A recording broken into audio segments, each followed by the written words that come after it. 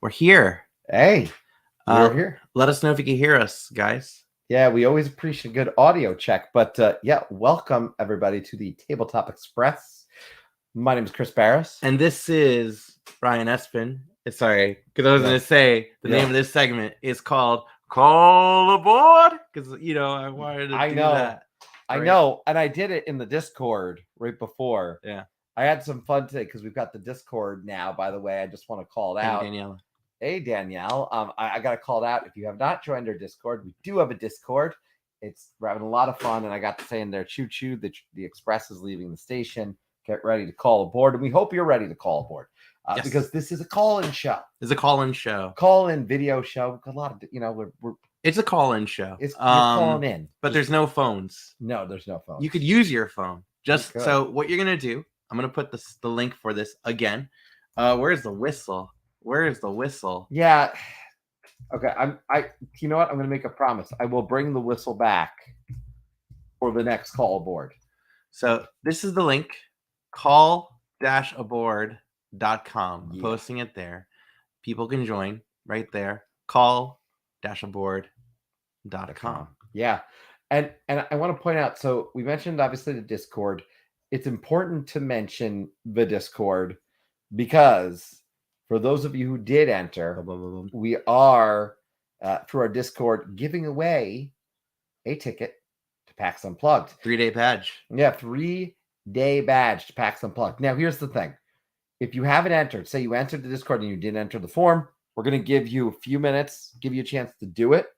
We want to make sure everyone's in there, and then we're going to draw it later. We'll draw it a little bit later. We're not going to make you wait to the end, but we're going to draw it a little bit later. We're not? Are we? I don't know. I mean, regardless of when it gets drawn, you'll be notified that you've won. We'll message you on Discord. So just be on alert on Discord. Yeah. If you're not in the actual video. But our topic, so call aboard. We always have a great topic, and we want you to be excited to talk about it. This time, Ryan, I know, was excited about this topic, and when you talked about it, camera 2. Where's camera 2? We really have one camera. Yeah. What kind of budget you think we have over here? Look, this and studio, SX representing. Yeah, that's right. This studio is not that high tech. Sorry. How dare you? How dare you? It's the best we can. You have I just want to point out we have a light inside. Oh yeah, a water bottle. Yeah. Okay. There's no water in the water bottle, but there's a light inside the water bottle. We'll have to share an image of what this looks like. I'll take a picture of that. Yeah. We'll put it on the Discord so you can see it. We're creative around here. But the topic is expansions. And when we talk about expansions, we mean expansions you'd love to see, expansions you think are the best, expansions you think were unnecessary. Whatever it is about expansions that you want to talk about, all fair game. And certainly, as always, if you've played the game recently, you've played the new hotness, come on, you can go in and talk about whatever's new to you. Yeah. We're always open to new to you games. Brian wants to know what you're looking at. Probably the other screen over there. So we have 2 screens. This is our high-tech studio behind the scenes. High-tech studios. 2 screens. We have a camera right over there. Mm-hmm. It's a good old webcam. And we have one chat on one side. Yep. We have BGG on the other side, so we could talk about whatever games. And today's topic is expansions. I want to just go out and start with a confession. Sure. I have a pretty big shelf of shame.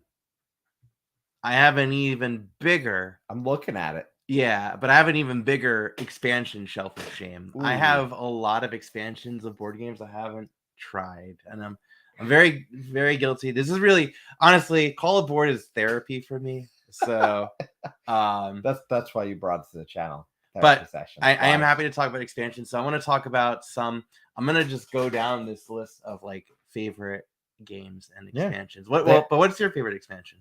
Give me one. My favorite expansion is actually to my favorite game, and it is one that I want to be very candid about, that I have not actually got to complete because we lost some of the people towards the end of the campaign. Oh no. Yeah. So I want to get back into it, and that is Rise of Fenris. All right. It is the reason for Scythe. Yes, for Scythe. So if you've watched and you've seen the video, any of our top 20 videos, Scythe has been my number one game for a long Let me time. pull this up. There it is. High rating. Yeah, Scythe has been my number one game for a long time. One of the reasons Scythe is my number one game is because of the collective world of Scythe that's available. Yeah. And this is the thing that puts it over Targi and a few other games, quite frankly. It's this. And this was such a great design. Wait, this is why it's your number one favorite game? Because of Rise of Fenris? Rise of Fenris puts it over. Rise of Fenris. When I look at games, I look at the world, the expansions. Fenris is technically an expansion. That's fair. The module board helps too. Yeah, I want to know, but that's not an expansion, so that's another topic altogether. But yeah, Rise of Fenris, I love it. The story, the way it evolves the game. This is probably my favorite expansion. So, because this is a legacy expansion, it's a legacy expansion, yes. So, legacy games, they tend to involve the same people because it's a story, it's a campaign. Can I jump in onto where you are? Do you have to hypothetically restart? You could jump in. We'd explain things, but you could jump in. But the other nice thing about I'm afraid to scroll down, by the way, because I don't want because the thing about legacy games are spoilers. Right. The thing I'll say about Fenris is it also introduces this is not a spoiler. Fenris introduces some things that you can bring into the main game. So it also adds to the main game as you're playing it. That is the one thing that gets spoiled if you jump into the middle of a Fenris campaign, is there's all these different things that you might miss that have been introduced. But everything that Fenris works in as a campaign becomes something you can use in other ways. So I think it's just a brilliant expansion. And this is my favorite expansion. And it is probably the thing that's held Scythe up as my number one. Yeah. Well, I do want to try it. By the way, I own it, and I have not played my copy. Hang on. So we got the eclectic camel in the house, and he's saying that he does really want to play Fenris, and that's a fair point. I definitely, and he's in the same boat as I am, where he says he tends not to buy a lot of expansions anymore. They don't get played. Now, you buy them. I do buy them. I do both. I do both. I do both. And this is a great point. Brian brings up expansion boxes. Do we keep recycle case by case? So I want to. What do you do? Because they're on my my favorite ones go on my wall. All the ones from Raiders of the North Sea are on my wall. Everdell ones will be on my wall. I've used the back of the box. Yeah, I put it on, and you can kind of like push it into the wall. I actually learned that from Squirrel, I think. Yeah. And it's a really cool way. So board game boxes that I really like end up on my actual wall. I don't recycle them necessarily immediately. If I love the game and I've got the big box, it's art. So at that point, when I had when my wife and I, we had our first apartment, we had an attic, and I would throw all the expansion boxes. Oh no! All in the attic, and it was just this sea of cardboard boxes, right? Mostly Dominion boxes, okay?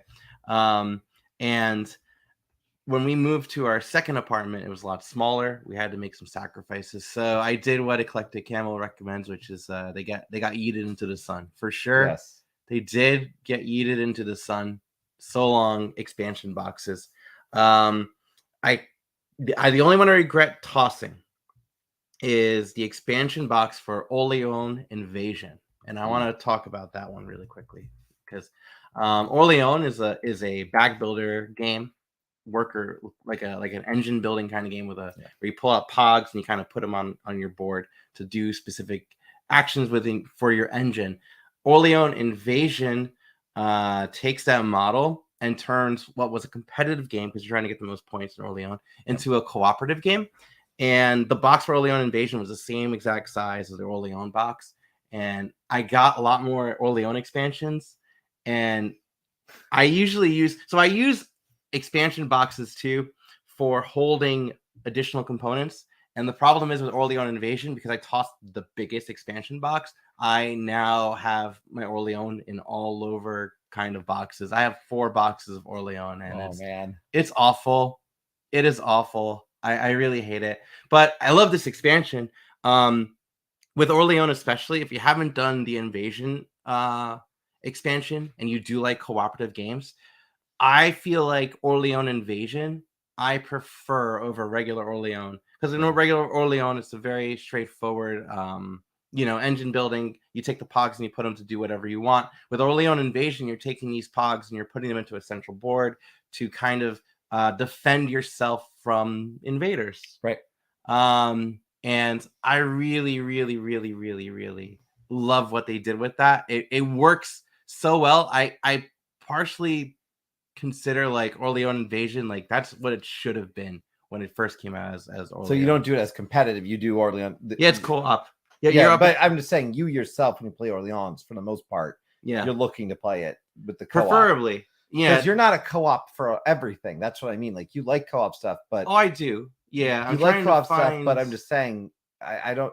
Like, outside of Marvel Champions and maybe Arkham Horror, like, a lot of the stuff is... My favorite game is a co-op. That is true. Your favorite game. So, but this is like the central board right here. You see in this spot over here. So this is like...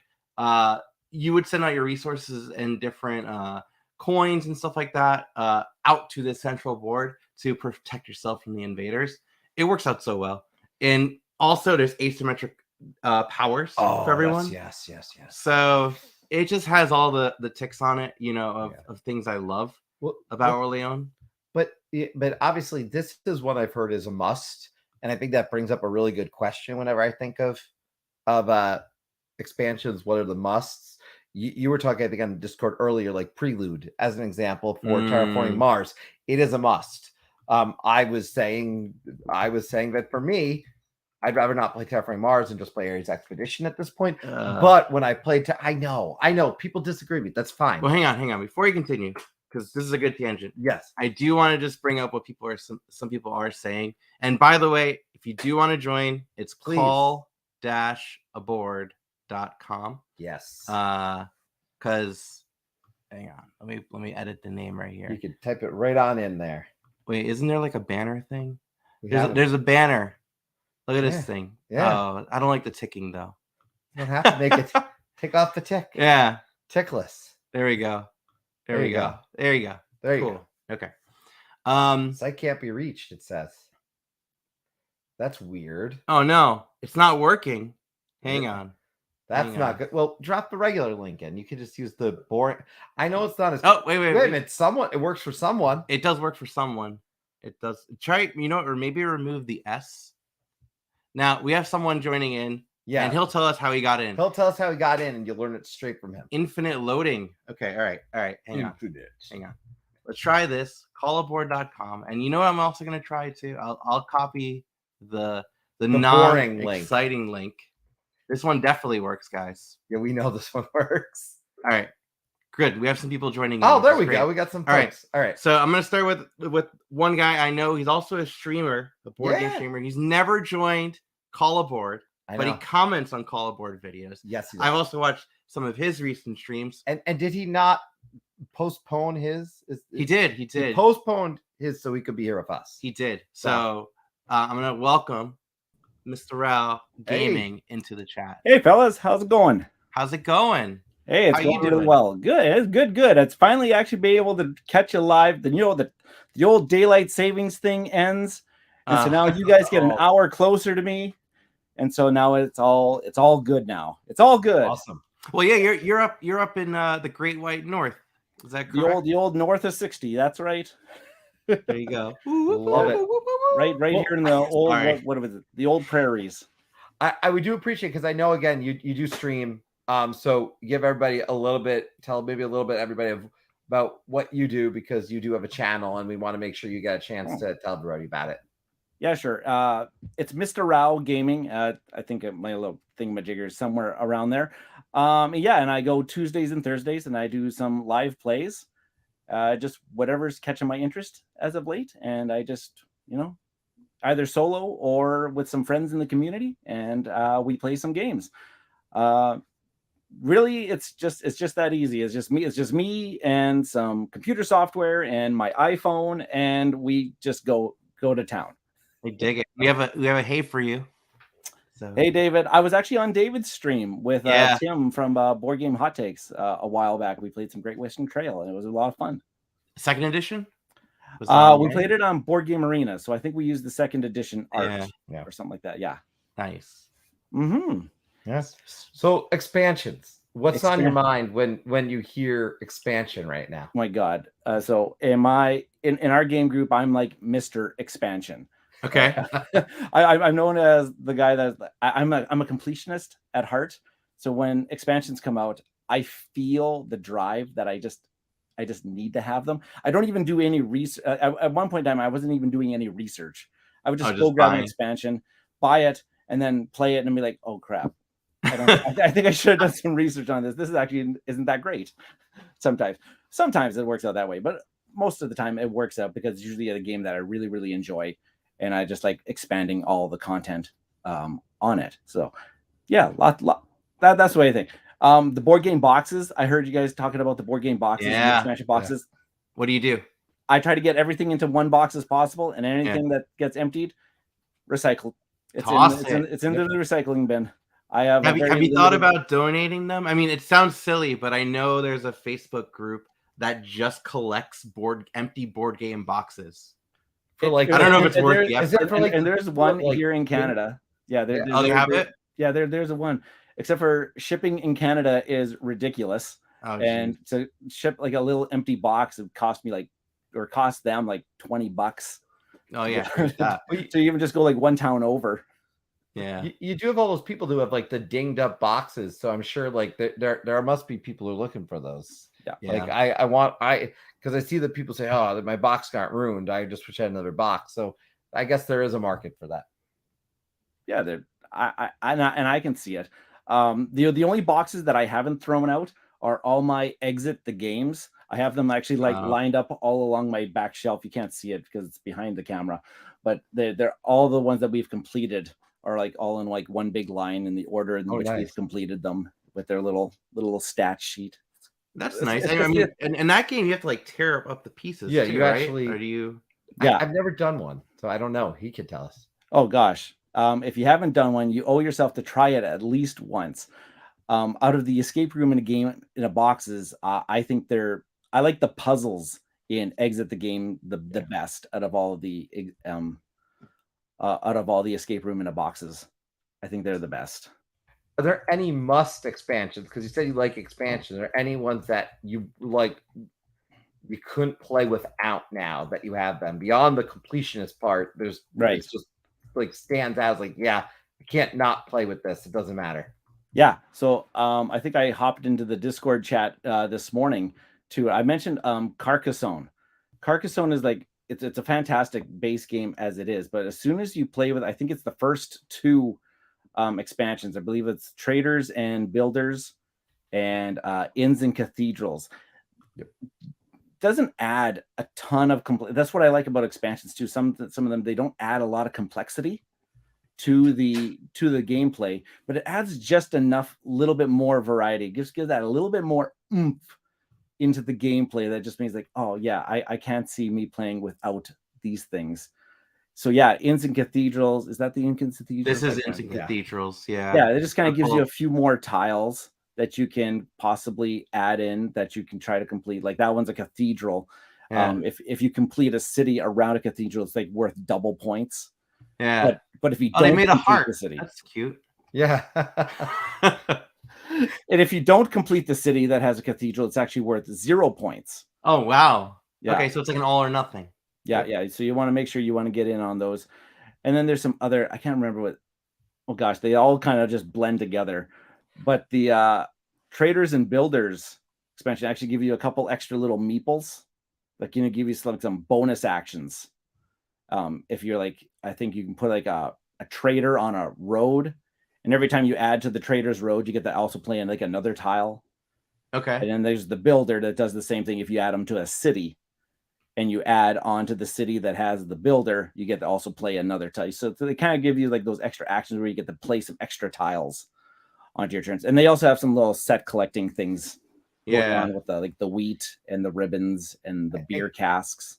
And Carcassonne, just by the way, there's a new big box out that I saw in the store the other day. It's like an anniversary edition, right? I don't know if it's anniversary edition, but it's got like up to like the all 11 expansions. Like it's huge. Yeah. Oh gosh. And so I don't know if there's promo. Scroll saying big box 7. Big box 7. Okay. Yeah. So I realized they numbered them. I remember that last time because I forget which big box I have, but 6. no, I don't know if I have Sorry. 6. I might have 5. Sorry. I don't. which is a ridiculous concept when you think about it. Why are they naming the big boxes? I know, right? Then there's gonna be like a big box. Oh, I do want to thank, by the way, we got a bunch of people in the queue, and I want to thank all of you for jumping in. It's so exciting to see so many people dropping in. So I just wanted to thank everybody and say, don't worry, we will make sure we get you all in. Yes. Awesome. But that was cool. So would this change a player's perception of Carcassonne? Because I'm this is also part of my therapy. I'm not a huge fan of Carcassonne. Mm-hmm. Would this change my perception? Should I give it a shot? Because it sounds like it's a bit more gamery in terms of some of the. Yeah. In my mentality, always give something at least the shot. Yeah. Give it at least the try. And if you're not 100% sold on Carcassonne, I don't know if this is actually going to 100% change your mind, but you might actually add, or you might like the couple little extra added things. You might like them, but then you'd be like, okay, but this is still just much of the same. Yeah. I don't think this changes your mind, to your point, but I think this might add a half a point. I want to try the catapult one. I know there's one where you can catapult people. I heard that's probably terrible. It's also maybe I'll enjoy it. It's what I've told is like a lot of people's least favorite, because it's the only David's one I talking about done. Princess and Dragon. Yes. Oh, yeah. I have I have that one. I have most of them. Yeah. I just don't have the catapult. I'm sorry. I can show you everybody, but I don't want to play with if you want the catapult expansion, if you have a pair of salad tongs in your kitchen drawer, you can probably just use those. Yeah. Okay. We're doing it. There we There you go. It's pretty much all you got to use. Just old Olive Garden salad tongs and just like. Yeah. I like it. Perfect. Cool. All right. Well, this was great. So people can find you at Mr. Rao Gaming, right? Yep, Mr. Rao Gaming. What do you got coming up? Tonight I'm actually playing some Fantastic Factories solo. Oh, nice. Great choice. Yeah, and I'm going to play with a couple of the new expansions. Oh, good. So there's like Subterfuge, which adds on some like player interaction, and then there's Manu Functions, which gives you like little asymmetric player powers. Cool. Yeah, one is a little bit more of the same, but in a good way. It expands in I think a good way, because I've done that one with the asymmetric. Dying to hear what you think about the other one, so I'll definitely check that after the fact. Yeah, I was trying to read the solo manual just right before this too, and I was just like, oh man, this is actually changing a little bit in the solo, because the solo mode can sabotage you, and you can sabotage the AI. And nice. Yeah, sounds pretty cool. I like that idea. I might have bought that and forgot. I might have had both. I don't know. I should probably check. It's okay. It's okay. We'll get there. And I got the play mat. I also had to get the play mat because I'm also Mr. Neoprene. Oh, yeah. Save that for the neoprene chat. Yeah, the neoprene chat. Let's do that one. No, I'm kidding. But thank you so much for absolutely tuning in. Absolute blast. See you later. Thank you very much. Peace, guys. Thank you. All right, cool. So we have some people in the chat. I see Man of the Meeple just joined in. Yeah, there we go. Howdy. And Brian's bringing us a good point. Extended art on box sides, like Feast for Odin. For Feast of Odin, you could have the expansion box. Extend the artwork. That's what happens with Century. And look, I really only play Century Spice. I don't even do the expansions. Yeah. But the boxes kind of expand upon each other. Yeah. And it's neat. So it happens with a bunch of them, and they turn into really cool art. Yeah. Okay. So who do we have on right now? We're gonna bring on. Okay, you'll do the introduction. For All right, one. I can do this one. Sure, we'll do it. Are you going to bring him in first? You want me to? You tell me. Okay, bring him in. I'm bringing him in. Bring him in. 1, 2, and 3. All right, we got Riley. Boom. The board game. Surprise, Riley. Yeah. Riley, I know. Obviously, you just had Ryan on your podcast, the board game community show. And I wanted to note, because I thought it was really funny. I think it was the first time I ever, outside of maybe telling one other person, that I've ever heard the way we connected. Yeah. On an actual, like, just told. And it was funny because I had a bunch of people say, wait a minute, you haven't known each other, you being me and Ryan, for like a really long time. I'm like, no, I met him in 2020 during the middle of the pandemic. And then we just became friends. So it was really neat to hear that story. And you got a great podcast where you are introducing people to the community and telling these kind of fun stories, letting people know them. So I want to thank you for what you're doing, because I've got to know some people and really interesting, through some really interesting dialogue that you have over there. Oh, thank you. It's fun. I mean, you've been on there a couple of times. Ryan was a blast to have. Yeah, his was the Aw. most recent interview. So if you go there, that's the newest episode is Ryan. And yeah, it's interesting because it's one of those stories where it's like you guys feel like you've been friends forever, but also I know he wasn't with you at the start, so it was like, well, were they friends? Like how long have they been friends? Yeah. You know, like so it was fun to hear. It was, Surprising. and you know, and you posted, you know, my secret plans on taking over this channel. That's it now. Yes, I'm here now. That's it. That's it. You also really expose that you like to use your hands a lot. You got. Oh, yeah. Yeah, that's true. You know, and then look, cat. there it is. Brian Our viewer Chandler count saying just the went up best. by like 500 people. Oh wait, we got a Showed cat. Yeah, there's a cat. Aw. That should drive everything up. So Riley, obviously tonight's topic, expansions. When you think about expansions, what comes to mind? Is it those must-haves? Is it the expansions you want? You know, what's on your mind tonight? I have two things kind of. You love this like cat just. No, that's good. I'm like holding my computer in the air so she doesn't step on the keyboard and close everything out. Oh, perfect. But you know, the first thing, of course, is Marvel Champions and those other LCGs that just keep coming out with expansions, content, and how different they all feel. Like Marvel Champions, each character feels so completely different from the last, and I love that. Wolverine's. I know that's a favorite of your guys's too. So yeah. Wolverine and Storm and Mojo and Mojo. That's all this week. Like who would have thought Mojo would be coming to a? I don't know when the last time I thought about Mojo. Mojo. So it'll be a really interesting little experiment. But yeah, those LCG they're a different world though because you know they're coming, and once you've invested in them, it can go down a long path of all right. When's the next one? And that's what Marvel has turned in for me. I know. Wait, so I know I haven't played. Okay, so talk about Shelf of Shame, and it's like let's do it. I have not played probably 50% of the content now. Oh man, well, same here. It's okay. No, we're probably. But you know what? But I do. So whenever I do play Marvel Champions, I always go online and just I don't like making the decks. I like seeing what the latest decks are, and I just like grab that latest deck. Like I don't even like using the pre-built ones. I like to use whatever people are posting online is like a really popular one, and then just going to town because those people go hardcore. Like they write down like strategies in terms of like what cards to go first, what to mulligan for. It's just the whole thing. But you mentioned living card games. So which ones have you played? Because now because living card games are like it's expansion city. You know? Yeah, it's true. I have Arkham Horror, which with Ryan, we've the only time. So I own it, and I own a couple of expansions. The only time I've played it is with Ryan on his channel. Yeah. Which maybe Mr. Ryan. Yeah, Mr. Rao. Yeah.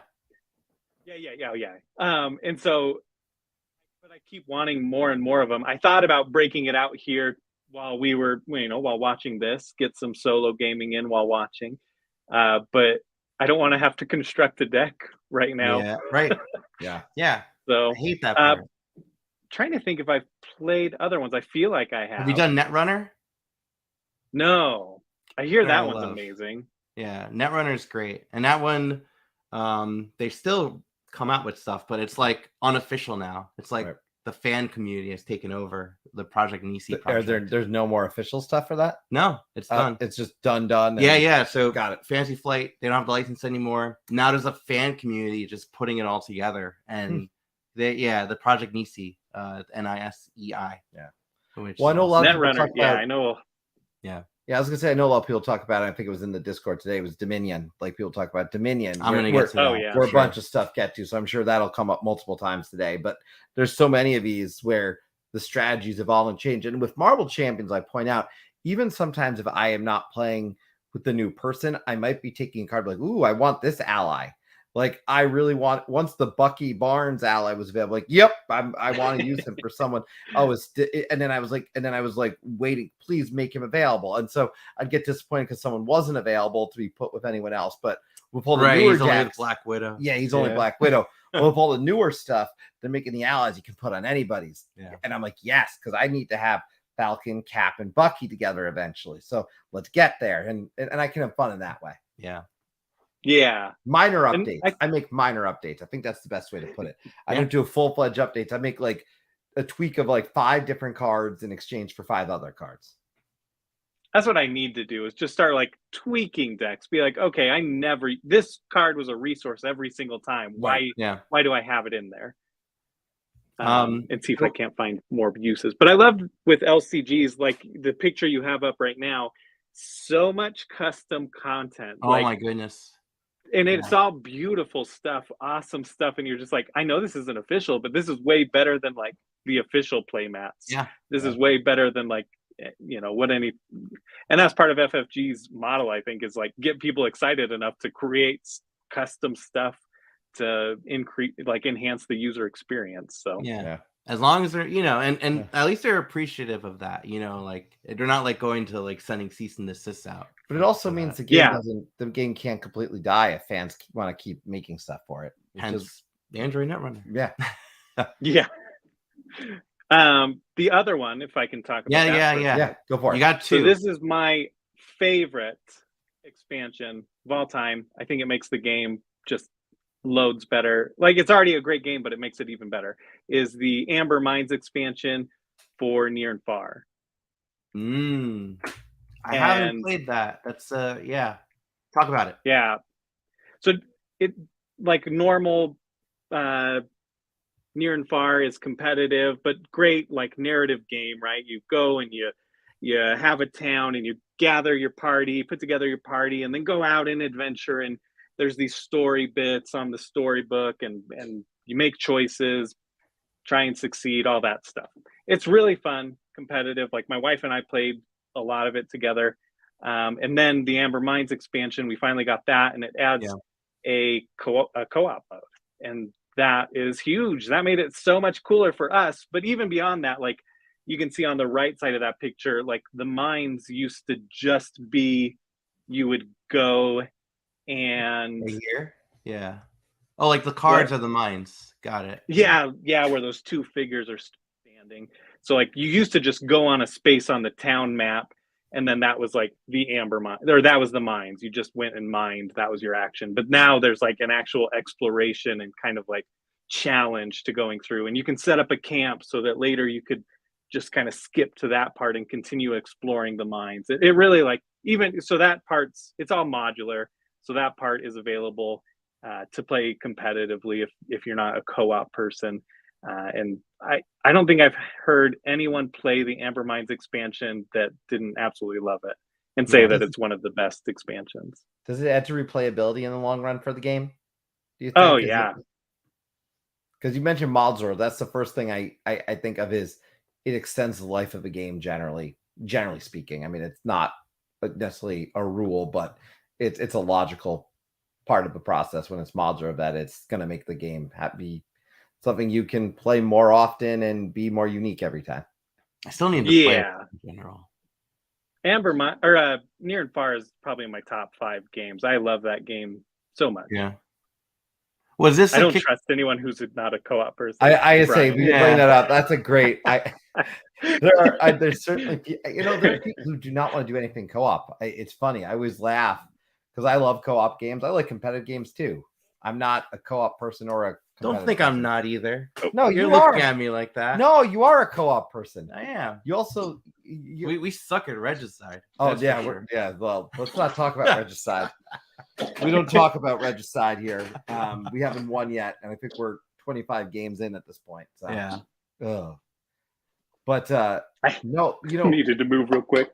Oh, that's all right. So Riley, I do want to just make sure we do take that moment. Can you really quickly let everybody know where they can find you, because you're talking to a lot of different people in the board game community, designers, artists, other creators, and you do a fun thing on your show where you kind of make up a game. Like it's just such a fun vibe. So I want to make sure people can go and find you after the fact.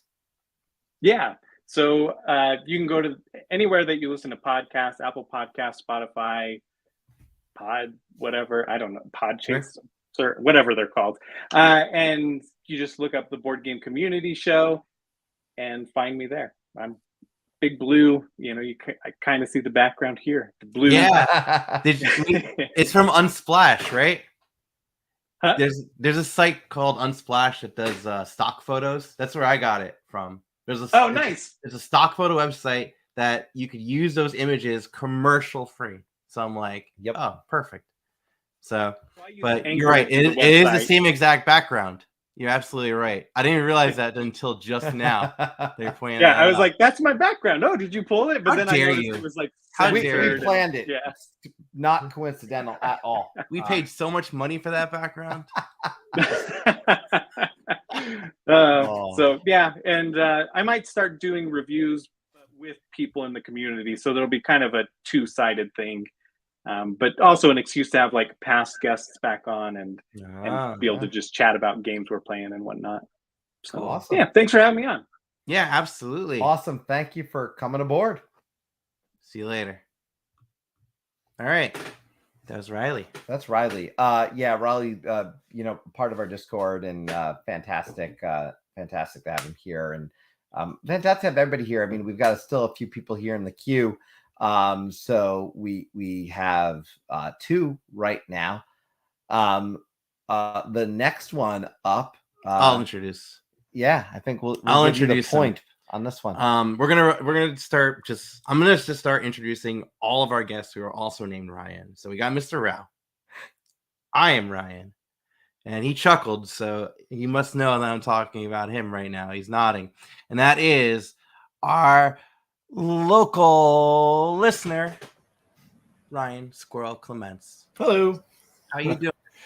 I'm good. How are you guys this evening? Oh, and by the way, we do talk about Regicide because the one and only time I played Regicide was with Espen, and we won that game. I know that's why we don't talk about Regicide. We totally cheated. I've heard the story that you won the first time you played it. I'm like I said, I'm 25 games deep in that game that does not need an expansion. You went in like it was like a Las Vegas slot machine. You dropped your quarter, you won, you left, and that's it. You're done. I have not played it since. You won, and that's it. You're always a winner. Because take that 100% winning percentage. Enjoy it. So how you guys doing tonight? We're good.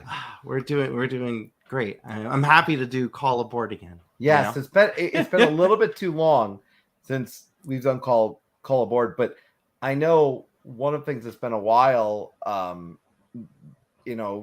for me is having played a few certain games, and I'm wondering in my head if one of those games is one of the expansion topics of your mind tonight. So I'm going to be waiting to see if it comes up. So I'm excited. Probably, especially since I have the main box of it kind of displayed openly to my right-hand side. Kind of, like just a little bit. That thing is massive. Yes, it is. It's covering half my window right now. All right, hang on. Go ahead. Okay, but yes, I'm going to talk about one of the newer expansions that has come out, and that is going to be specifically the New Leaf expansion for Everdell. I haven't played Mistwood yet, but me and my wife plan on doing it because Mistwood actually adds a solo or a 2-player co-op against the game, against like the spider hordes, and so the wife and I are going to be playing that this weekend. But I will be talking about New Leaf, which you have up on your screen right now. Yep. New Leaf is so good. Originally, my favorite has been Spirecrest, but New Leaf is working its way, making its way up to be one of my favorite expansions for this game. There's a couple reasons for that too.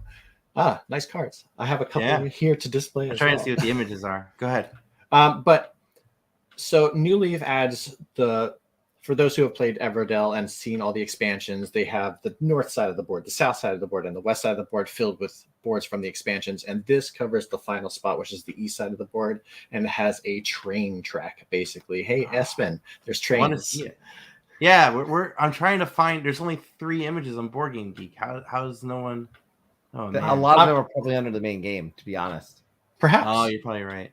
I mean, I can also pull out the board too. It might be a little bit. Hang on, noisy. there's a collector's edition link. Maybe it's in there. Well, while you're doing that, I will take a piece of it. No, that's the main board. That's the main board. That's the main board. The main board is a for those who haven't played Everdell, it's a big board to begin with. When you I've seen some people they recommend with expansions, and you can back and scroll. Correct me if I'm wrong in this, but they basically say you're really not meant to play all the expansions together. That's kind of what they've kind of put out there. It's not necessarily designed for that. You're right.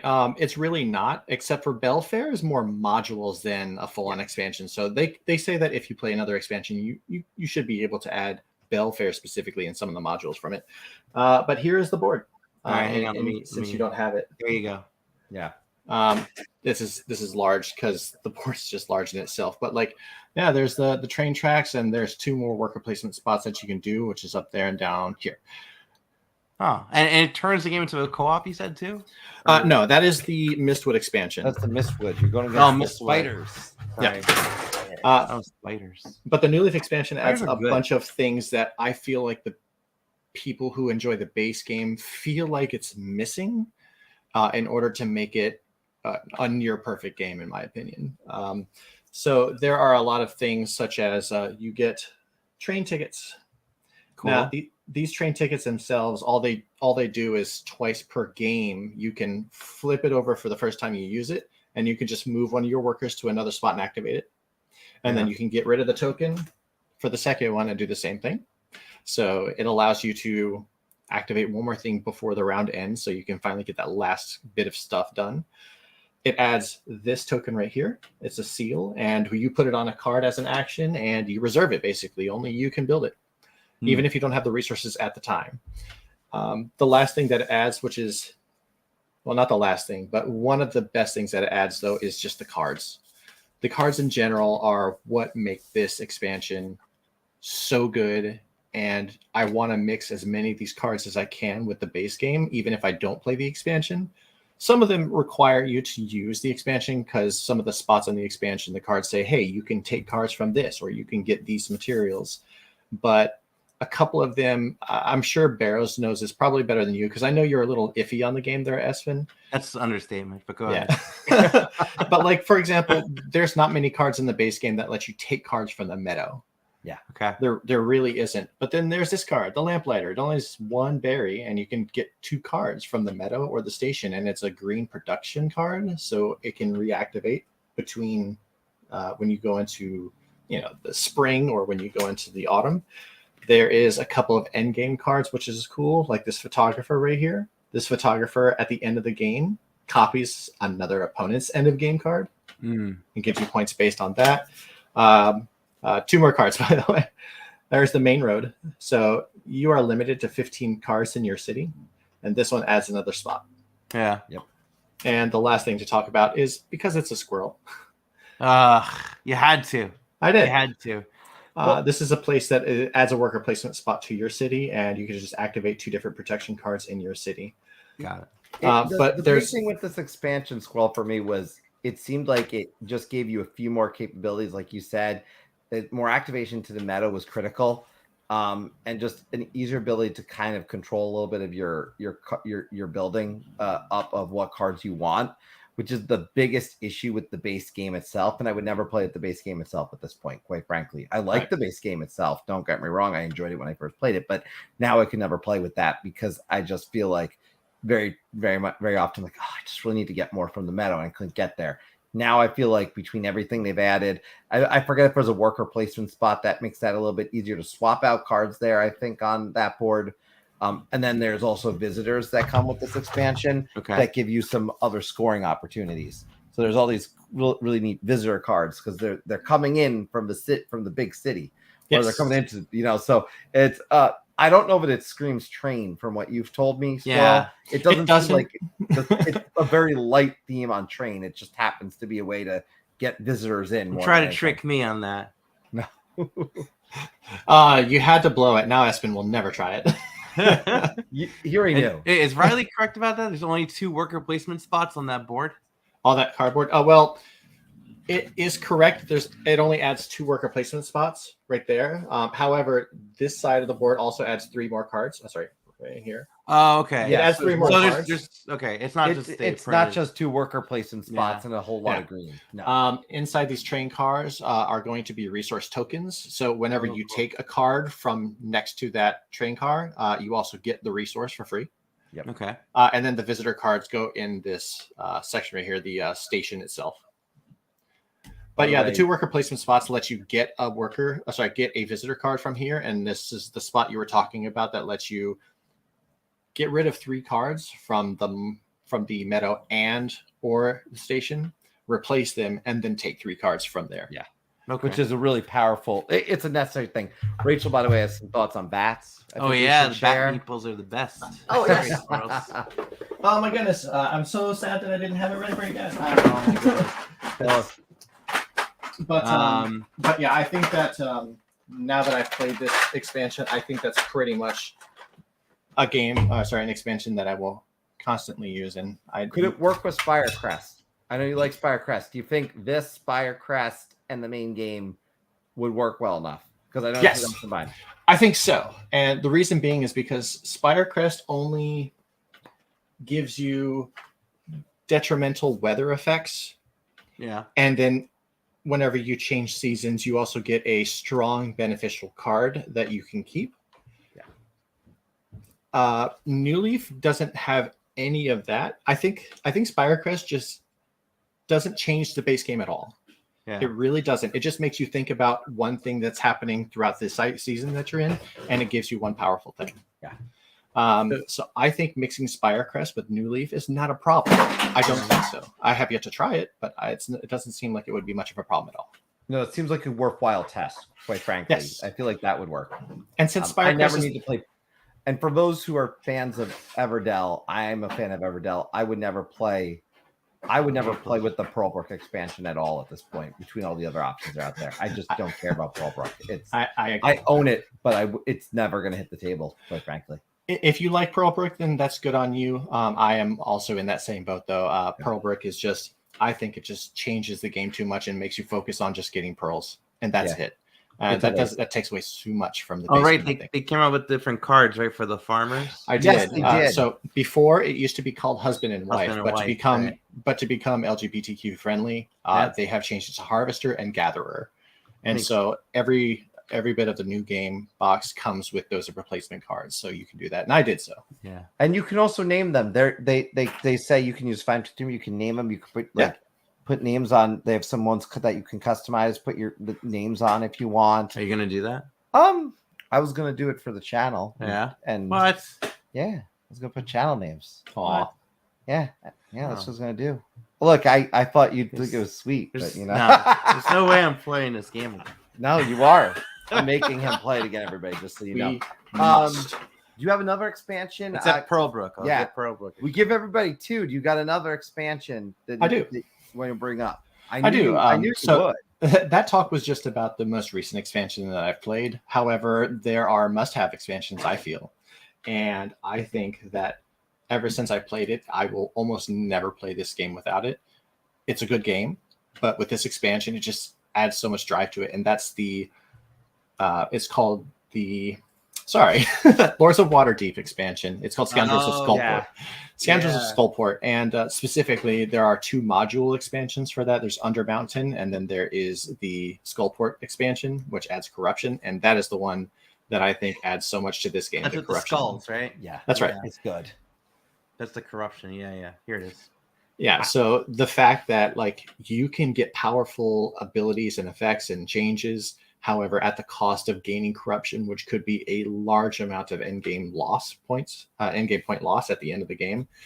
I think that is a great tug and pull that you have to think about within this game, because the base game itself is just go to a worker placement spot, get some little meeples, and then spend them to complete quests. It's still a great game, don't get me wrong.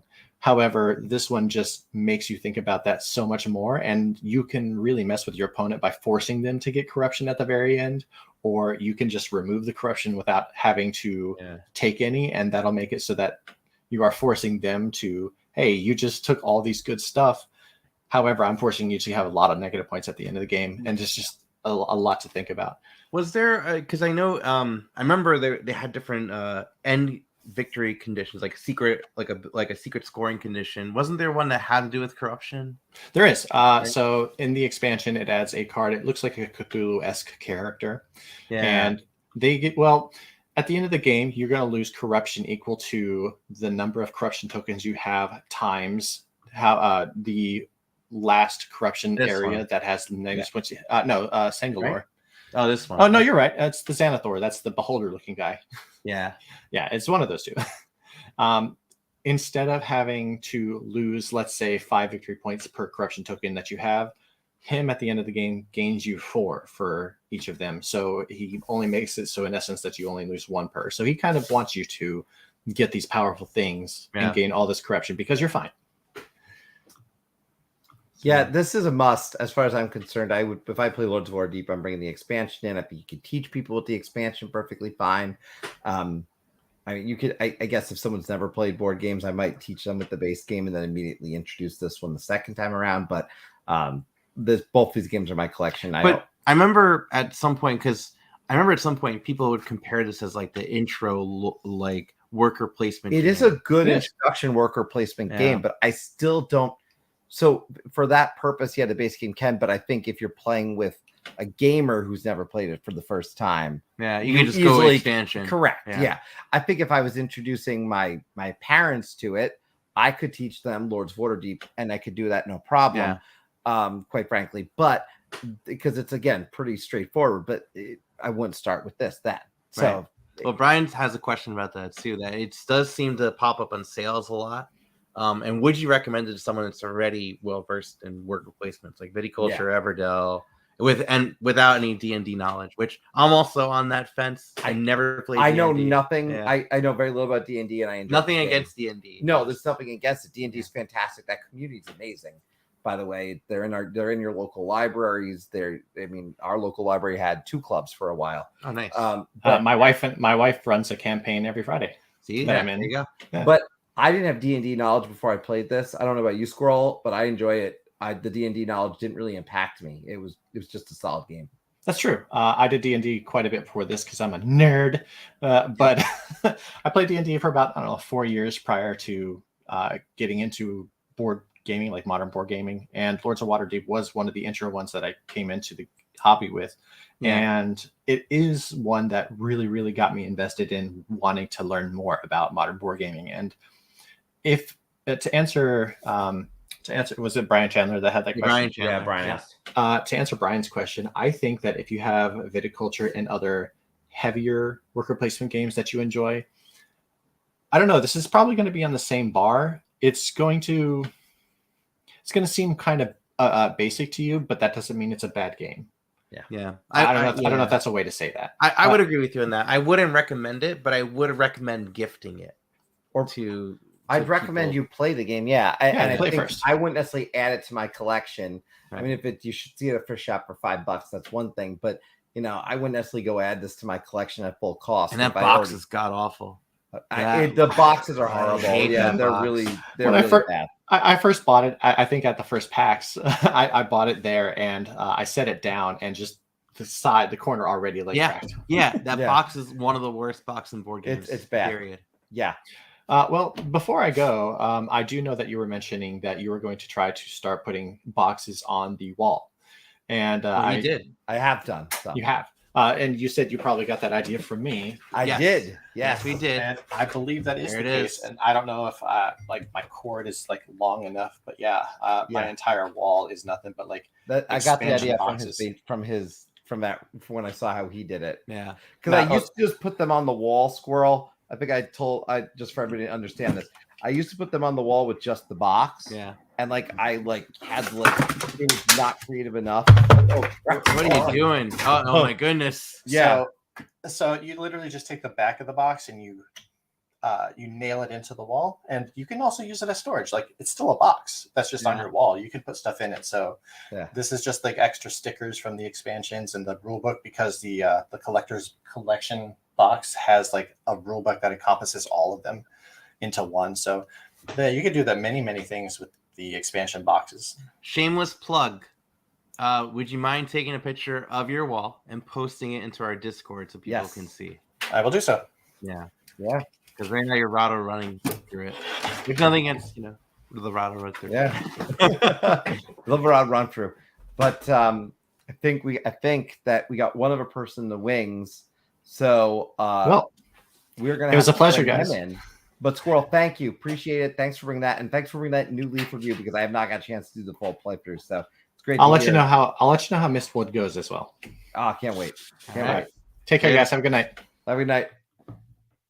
And then there was one. Now before Now we there go could on, there's one there could be more. Yeah, Can we stress there's- this? there's one on the one line. left right now, but it does not mean it needs to stay that way. After this, I think we can jump into some of the games we've played lately. some reviews, And then- we'll do our drawing of the Yeah, name. we'll draw some drug, and then if people want to come back on, you're all very welcome to do it. Call aboard. I still have to rant about expansions. I still You have to can rant. still do that, I but will. first we're bringing in this guy. You know, he's made a lot of strides for folks to know a little bit more about accessibility, and that is none other than Brian Chandler. Brian Bum, Chandler, bum, bum. back There he on is. Tabletop Express. Hey, Brian. Hello, boys. How are you? Hey, we're Your- good. How your are you? Space is evolving Good. with every episode It of this. is. And I love it. It is. Because I feel like we've seen Um, it like from scarcity to fully populated now. Yeah, those who don't know me, I moved to a new home office in the summer, and it's kind of been growing. Yeah, I finally added my great uncle played high school football with Bear Bryant, the Alabama football coach, and so Okay. right there is their high school football team in Fordyce, Arkansas. My dad actually grew up in Southern Arkansas, so Nice. finally got the art on the wall. And yeah, and actually just the other day added this little side. I've got a sideboard now. So I think have more space than I need. Also did actually do a first kind of little pretty easy purge round. It was like incompletes and like pretty bad games that to the point that they just went to the Goodwill. It wasn't even like a sell-off situation. yeah. So that Nice. freed up a little You're rocking space. the Our Family Plays game Oh shirt. yeah. I am. Yeah. Very dope. If was just thinking I made sure you had another old white guy on the stream today, so glad I could Oh yeah, continue yeah. checking that Well, box. We're working on it. Definitely, We're working on it. We Working on- try, but we'll we'll do. We'll get people there. gotta that's we certainly encourage everyone For to come sure. aboard. We really want to get Oh, everybody 100%. we want to get everybody's voice out 100%. there on the games they're playing. That's the And whole point of this show. yeah, We want voices. we want voices. And tonight we want voices on expansions. What's on your mind? Yes. All right. So Yeah. I'm gonna cheat and give you 3, but I'm gonna do them fast and I'm gonna do them thematically. all right. Okay. I'm gonna be quick. We're ready to go. We got The this. the theme's rolling right. The first Okay. one is the newest expansion for Aquamarine. Oh, Which, yeah. if you haven't played Aquamarine, I'm just going to give you the new one. Is 2 pages. It's gigantic. Dur, dur, dur, dur. So and most that was a print and play, was it not? this Yeah. is map 3. Yeah, I just laminated mine, which is It's why it like looks kinda $5 bad US on is camera. what it is. We just call it $5. Yeah, $5. This No, because it's listed. it is as a four- British company, so it's like It's a 4 British pounds. company, so I'd say 5. I'm not just. I'm aware. Don't worry. Yeah, to Barrow's point, the $5 game. This is map number 3. It's only been Okay. out for a couple months, and it's like their 2021 release. Is that right? Yeah, Voyages I think is on map 5 or 6 now. That So was- it's kind of that the was- Is it the same group too? Same group. same company. Yeah, Postmark Yeah. Games is the publisher. There's Aquamarine. And it's kind of just the game that keeps on giving. Is they just keep, and this is just the official stuff. That there's 5 voyages. There are 3 now Aquamarine maps, and then probably dozens of user generated stuff. They made all the assets available for people to use. So they have a Discord that has people making all kinds of stuff. I haven't even scratched the surface. I haven't even played all the official stuff for both games yet, but Nice. just a cool idea. One of those, we talk a lot about deluxification, and maybe even on this topic of expansions, like how much do we keep buying and buying and buying games? A really good counterexample of you spend $5 and there's a lot of gameplay in those maps. Again, not to mention the user generated content as well. Yeah, when and it's when also when Barros was talking about Voyages too, I love the concept of like open source board games. Yeah. Like here are the assets. Go have fun and Yeah. do your own thing. Yeah. Like I because I do programming, so from a programming standpoint, Yep. I love that. Yeah. absolutely. The had another Sorry. Oh, no, you're good. The other aspect of that was it's the kind of game that you can watch a YouTube video and play along. So you could actually cool. play with you can play with somebody online, but you could also watch an older video and just watch what dice they roll and just play with them as if you're playing with the same dice. Everybody shares the same 2 dice every time. And so it's kind of fun like that in a way. If you were playing Tiny Towns that way years ago, and it was really fun. You just kind of get to play as if you're playing live with them. So that's cool. All right, that's number 1. Yeah. Number 2, kind of the same theme, Roll and Write, and also The Gift That Keeps on Giving. This is Rolling Realms by Jamie Stegmaier, produced by Stonemaier Games. You might see this is going to be another theme. I haven't even played the latest expansions that I have here. And full disclosure, I actually worked on these. I was the proofreader on these 3 expansions: Feast for Odin, Honeybuzz, and Smitten. So I already know they're good because I worked on them, but I haven't played them yet in their final published form. But super fun game. Another one that you could play online with Jamie or others. We've talked about this one a dozen times probably, but I'll give the quick pitch. Jamie actually developed this during COVID and kind of early to mid 2020, kind of played around with it. It was just a free print and play for the first year. And then eventually in 2021-ish, I think, went ahead and published the physical copy. And then since then, every new Stonemaier title also gets a realm. And then as you heard me, I mentioned some non-Stonemaier games. They've partnered with some other publishers to do some other cool stuff as well. So And this game has become one of my favorites. It gets better every time you add these because you can mix and match them in any combination. Sometimes you end up with super weird ones where you like can't win or whatever, but it's really, really fun. So fun game. Wild. I would try that. Yeah. Well, I have them all. Okay, well, there you go. It's a quick, you play 3 rounds, but you also could just play 1 round. So you play 1 round in 10 minutes. And you could be. And there's unofficial ones too, right? Yeah, there's unofficial ones as well. It's fallen into that same category where people have made fan-made ones, and they'll give real feedback. Hey, this worked or this didn't really work, and so that keeps happening. It's really neat. Nice. Yep. All right, and my 3rd and final is Cartographer's Heroes. Oh, which I would say at this point is near, at least for me, this is a must-own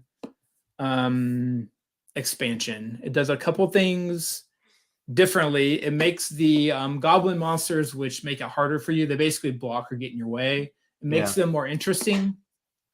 And then it also adds heroes that can kind of kill those goblin monsters as part of the game. This is a roll and write. Again, plays very quick. That's a flip and write, I guess, technically. It doesn't actually have dice. Super cool. And then on top of heroes, they keep putting out these darn expansions that I keep buying. So I've got these map packs now. I just bought the latest 3. As you can see, 2 of them are still in cellophane. Are those the ones that you brought over? Those are the ones I brought over. I've played them. I've played them all. We had there will be it won't be this episode. I'll just spoil it right there. But before the end of the year, there will be as part of a call board. I will be dropping a review of those. But I want you to play them because I want us both to talk about them. You did say that. I want us both these 3 to talk about them. Oh, you know what? I think because one of these is dual-sided. What is this one called? Hornhelm. So look at the thickness of that darn thing. This is just the Hornhelm expansion. Well, one of the ones I will say from the new Cartographers ones, and I love it because again, and these were provided by Thunderwork Games to me. I want to stress that they were they did not provide mine. I want to stress that I spent my hard-earned money. Tim sent these over to me, and one of them is 2 because you actually have the ability to buy kind of almost these skills or resources. That's what I think this is. Yeah, the Hornhelm one. I think you're buying stuff, right? Yeah, it's really cool. It's really cool. It's very different. And I agree. I want to just kind of second your assessment of heroes versus cartographers. The fact that it adds just a few little small changes in terms of the monsters not being a generic monster, but them attacking different ways. Like one's a dragon. And then you have heroes to fight the dragon. But then like there's one of the expansions also has a map where there's lava coming out. It's my favorite, by the way, of all of them. And the lava can keep spreading and spreading and spreading and causing havoc on your board. Oh, nice. So, and then I mentioned this before, but they also have like map builders. So they've opened up their world too, and they've done a great job of it. So I love Heroes. Heroes is necessary. I have the complete collection of this, but that's not a shocker. Wait a minute. So is Heroes a standalone? I meant to say that. Yeah, thank you. Espen, so Cartographer's Hero is a standalone by itself, Got it. or you can play it with Cartographers, and guess what? Look at the art, they're extended synced art. up. Yep. Look at Oh, there. man. And there is a big box version that I don't have, That you and think a you have. problem. I think have you that. have it. And is There's it a- thicker than this? Because here's my problem. My two boxes are full, and I have more stuff over here on my table. So I It have is the a opposite beautiful- problem now. It's I a little bit bigger. I'll post a photo in the Discord after. And A all the lot of stuff- nice all your folks stuff join that's the in it? Discord. We've talked about Discord. Join our Discord Yeah. because we'll do stuff after the show, and you can kind of keep up in real time with us. But yeah, I love it. I love Cartographers. I taught this last PAX Unplugged. I'm not volunteering this year because we're going to be going around and talking to some folks, Yeah. and we'll be a little busy this year. But yeah, I was volunteering there last year and had a blast. So I need box solutions for. I've run out of space for my Cartographer's world. I don't think I can just buy an empty big box. I haven't tried yet because I hate buying empty boxes. Yeah. I'll show you but- what the size of what I got is, and maybe it'll help people. But yeah, it's definitely the big box is nicely organized. Everything fits in it. But I laminate a lot of my stuff, so my biggest problem is half my stuff is laminated, so it doesn't like I forget if it's a little bit tight. I see that. Now I could do that. Part of my problem is everything is. I could put like either laminate or put like 20 sheets of every one of the things in the Yeah. main boxes, and then have like the other extras. You hate that. I can see your face. It's killing you. I think you're trying Or to read. Oh. You're trying to read? Yeah. Here. I thought may you wanna were borrow upset. it. No, I couldn't. I saw a chat. I was like, what's that? Oh, yeah. This guy's talking about Catan. Can we play Catan? I don't know, maybe. I hate Catan. Oh, Catan. With Catan, there's a bunch of expansions for that, but I haven't played any of them. You know, but no, Brian, thank you for bringing up some of these because I think these are some really good. Again, I love roll and writes, but I love all the choices you mentioned, and I think these are all ones that have extended their life in some way or form. Everyone that you mentioned expands itself in a different way, Yeah. It is kind of interesting. Yeah, it makes. I think every time it has made the game better, and they're very pick and choose, right? If you find a Rolling Realms realm that you don't like, who cares? Just don't play with it or toss it or whatever. I think that's one of the things about some of these that are just kind of ever expandable is that there's ways to do that. Also, I guess I should mention too, in every case of those three, for sure, 100% colorblind friendly, which a lot of roll and writes are, not 100%, but the primary aspect of them. So Yeah. Oh, good. Well, cool. Yeah, and like I said, just a friendly reminder for everybody that you do have a website, and we want to make sure people are aware. Oh, yeah. of it, because you do very important work in reminding people about color blindness and other accessibility issues. Absolutely. Yep. Colorblindgames.com. You can see me there anytime. And I'm in transition related to social media stuff these days. So I'm taking a break from Twitter with all the drama, etc. So mostly find me on the Discord right now. And I don't know. It's and your site. There it is. Oh, thank you very there much. it is. Yeah. Right on. Yeah, just recently did a preview of Fit to Print by Flat Out Games. Would highly recommend checking that one out and Nice. Awesome. go from there. Well- Cool. All right. Thank you, gentlemen. Thank you, sir. Thank you. Yeah, See you see ya. later. Okay. Let's see. Yeah, I don't know. So let's go on to our reviews now. Okay. I think reviews would be good. And then anyone who's waiting in the queue at this point, we will get back to anyone who wants to come in there. We want to get into the reviews in a timely manner also because we want to announce winners, and we did promise that. So we want to make sure we do that. And then we'll get right back to it. This is Call Aboard. And obviously, we're very excited. Obviously, anytime we get to talk to people face to face like this, but the review stuff, this is our chance, man. This is our chance to talk about some games we played recently. So let's go into it. What's the first one that we were planning on talking about tonight? So this one we talked about recently for a Halloween episode, and this is Final Girl. Yes. So Final Girl is well, it's a solo only game. Okay, one player only. So when I was done with it, I passed along to you. In this game, you're playing the trope of a final girl, right? So the idea is that you go in, fight a particular bad guy in like a slasher movie. So think like Nightmare on Elm Street, Friday the 13th, you know, that kind of stuff.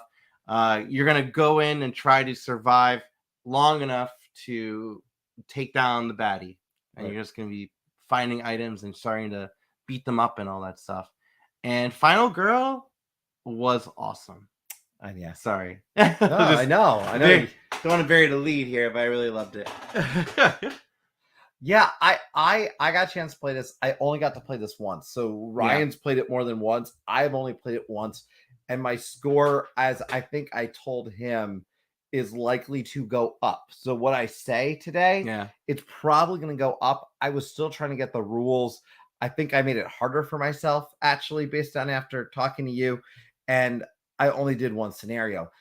The first thing I'll say is the setup will take some time. The first time you do it, you'll be like, oh, how does this go, etc. And you might take 15, 20 minutes setting it up just because you're trying to figure out how everything goes. And there's a lot of little pieces, you know what I mean? So, but once you've set it up, really, for the most part, the setup made perfect sense to me when I actually saw it. And I felt like I could do it quicker the next time around.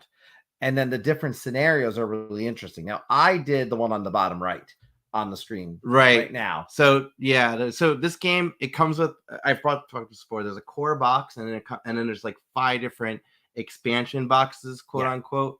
And those are called the feature film boxes. So you did one of them. That was Camp Happy Trails with Hans or whatever. It was like pig face, like Jason.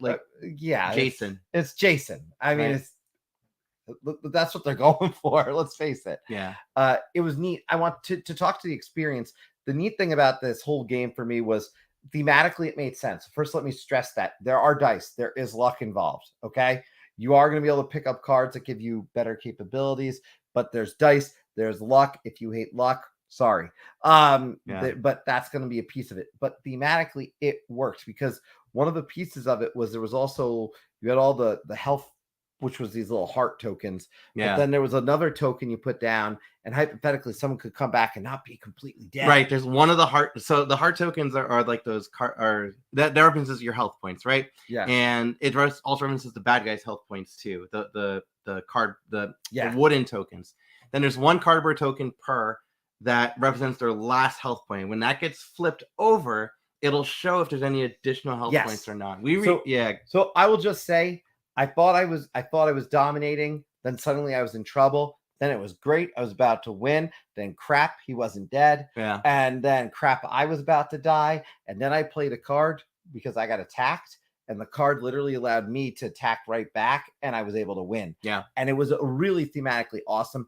I enjoyed it. It was a lot. It's not going to always be the game for me. But as a game for what it was, I really enjoyed it. Thematically, I give it major kudos. Well, you only played one, and Danielle is in the chat asking if we have a favorite one of them. So that's my biggest problem about this game, by the way. I've had problems with this game, and it comes down to the distribution model. I talked about this before. The game itself is, you can't buy the full complete game in one single box. And because of that, I get very annoyed by that. Yes. So, because what you buy is you buy the core box, which is like the base components. And then in order to actually take out a bad guy in a specific location and get characters to play as, you need to buy the feature film boxes. Right. So there are a total of 5 of them in season 1. There's another 5 coming out in season 2. So I played 3 of them so far. I've played 3, and the number one that I loved was the Nightmare on Elm Street ripoff one, which I think is like Terror on Dream Street or whatever. Yeah. You know. Oh, it's right here. Frightmare on Maple Lane is the one. I have this one. Yep. This one is awesome. And I'm a sucker for like those kinds of movies, you know. And this game is just dripping with theme, and this was my favorite one because we did a live playthrough of this last week where I get to fight him, and what's really funny is in this game, all the rules change based on the bad guy. So with this Freddy Krueger knockoff, you have to go fall asleep to fight him in your dreams, and it's represented by like a whole deck of cards, and you just you slide over parts of the cards, and if you see a glimpse of Freddy, you get to take a point of damage. If you don't see a glimpse, you don't take damage. Yeah, I loved it. And Rachel's bringing up Hostage Negotiator, and Hostage Negotiator was came out first from Van Ryder Games, and then they re-implemented it into Final Girl. And I haven't done Hostage Negotiator, but man, Final Girl, I loved. If you like Hostage Negotiator, you should definitely give Final Girl a shot for sure. So let's talk about ratings. So we have this very fancy way of doing rating. I've written down on a good old piece of paper. Yeah, we wrote final rating. We don't know what each other are going to rate. We were sick of when we put the graphics in. We knew what each other thought. And we're like, that's not fun. All right, so on 3, 2, 1, flip.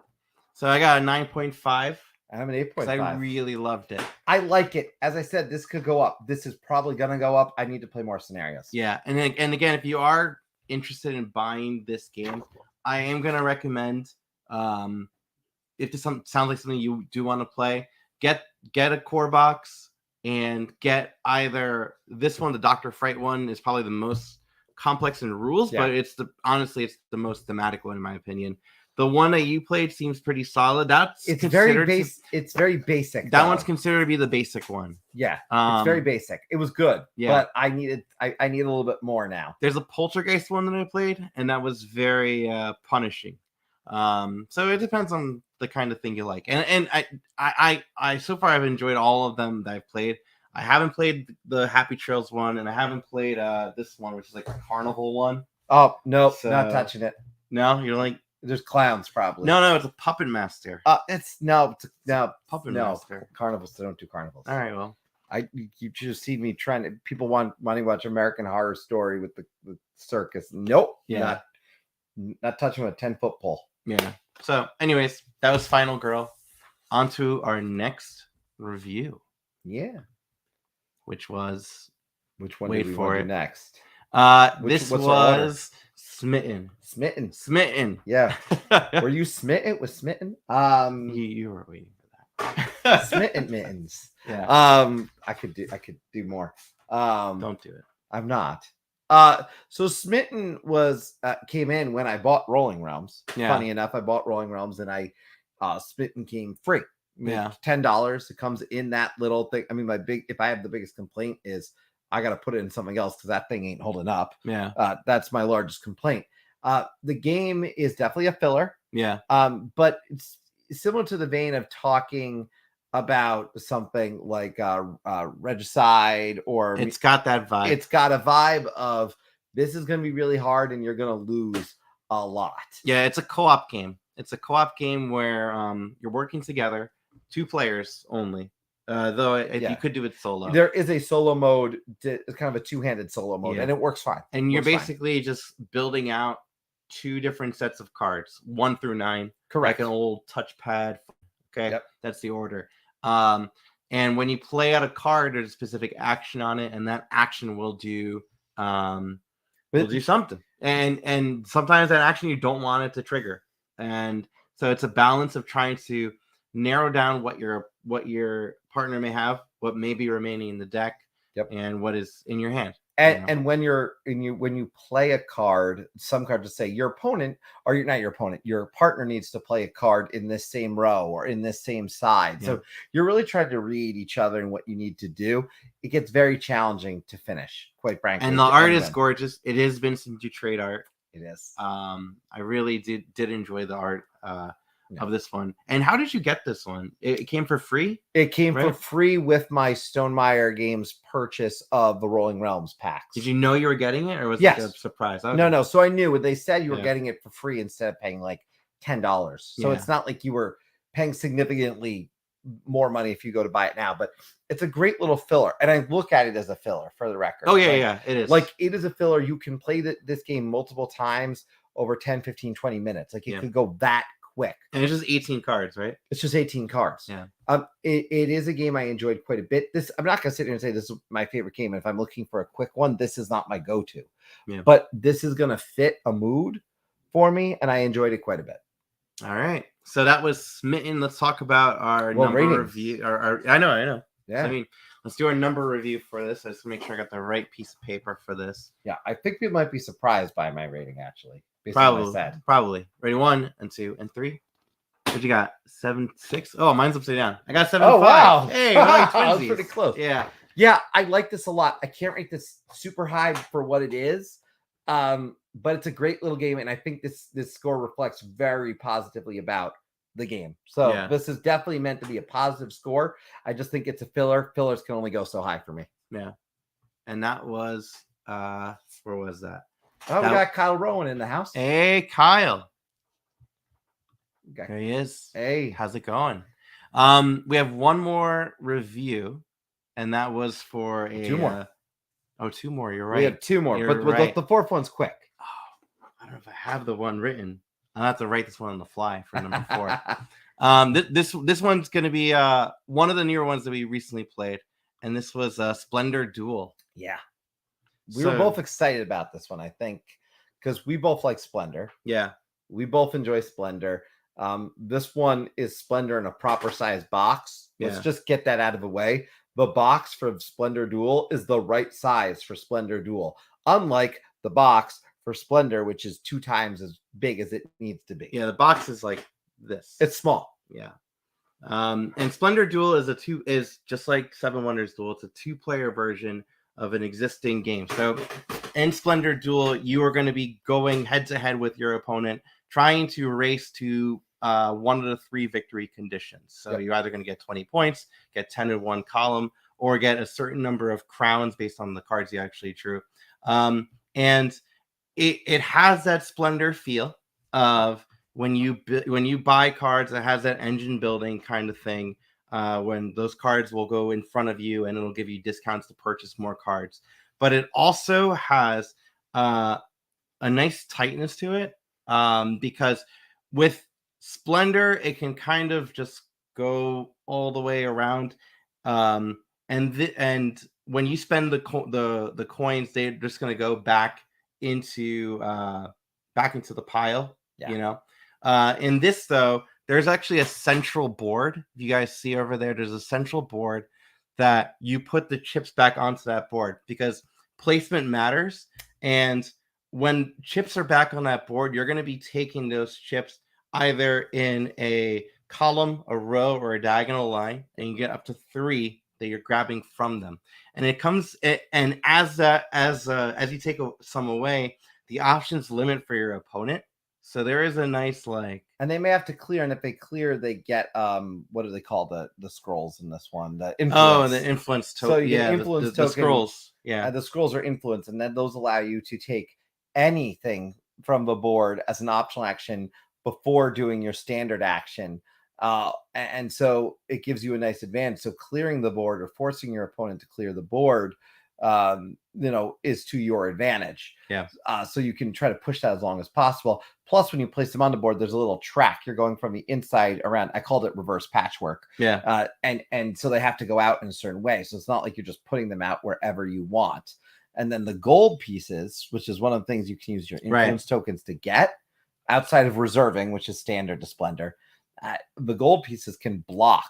So you can't take, if there's 2 types of tokens on a gold piece, you can't take all 3 in that row, because the gold you're not able to just take off the board without special actions. Right. With the gold itself, those gold pieces are effectively blocking parts of the board as well. You can't take stuff through there. Yeah. So it comes to a really cool balance, because in this game there's only 25 of those tokens, and the spaces will run out. So I did like that a lot, for sure. However, I did like that a lot, but I don't love this game just yet. I only played it once. I want to try it again. Yep. I'm not loving it just yet because with Splendor Duel, there's so many other 2-player duel games, and it's a huge market, right? There's Targi, there's Targi, there's Watergate, Seven Wonders Seven Duel. Wonders Duel, arguably one of the best 2 players for many people. So. There is a good point. If you never played the original Splendor, would you recommend it for 2 players? I think I would, but I wouldn't. I don't know if I'd recommend this over regular Splendor personally. So I really loved it as a 2-player game. I love the 2-player experience of this one. Yeah. If you've never played Splendor and you're looking for something 2-player only, I kind of think it might be a better 2-player experience for someone brand new to. It's tighter. Yeah, it's tighter, so I think it's easier to learn. But the thing with Splendor is that what I liked about Splendor is that it is a very quick engine builder. It is an engine builder where you're getting your cards out, and it'll just ramp up to a certain point where you can just use what you have to purchase as many cards as you can to rush to that point. And when you get, and that game only ends when one player gets to 15 points. Correct. And it makes it all the way around to make sure the start player, it makes sure the round ends so everyone has an equal number of turns. And I really like that though. I really like how quick it is. And with Splendor Duel, I feel like it goes a little bit longer because of all the restrictions. You know what I mean? I think they're also even though there's similarities. Yeah. This is a game that for me, I could own both. Yeah.